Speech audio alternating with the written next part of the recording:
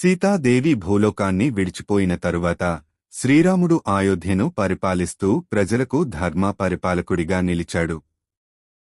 అయితే సీతను కోల్పోయిన బాధలో ఆయన జీవితంలో ఒంటరితనం పెరిగింది.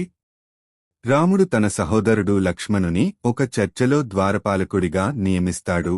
ఎవరైనా వారి సంభాషణలోకి వచ్చితే శిక్ష అనుభవించాలనే ఆజ్ఞ ఇస్తాడు.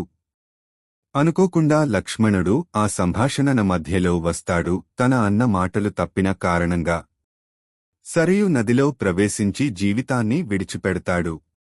రాముడు తన రాజ్యాన్ని లవకుశులకు అప్పగించి వైకుంఠానికి తిరిగి వెళ్లాలని నిర్ణయించుకుంటాడు. సరయూ నదీ తీరం వద్ద తన భక్తులు, వానరసేన మరియు అయోధ్య ప్రజల సమక్షంలో తన శరీరాన్ని త్యజించి శ్రీ మహావిష్ణువుగా మారతాడు. ఆకాశంలో దేవతలు పుష్పవర్షం కురిపించి శ్రీరాముని వైకుంఠంలో తిరిగి స్వాగతిస్తారు. ఇలా శ్రీరాముడు తన అవతార లక్ష్యాన్ని పూర్తిచేసి భూలోక జీవనాన్ని ముగించుకొని సర్వలోక పాలకుడిగా మారాడు.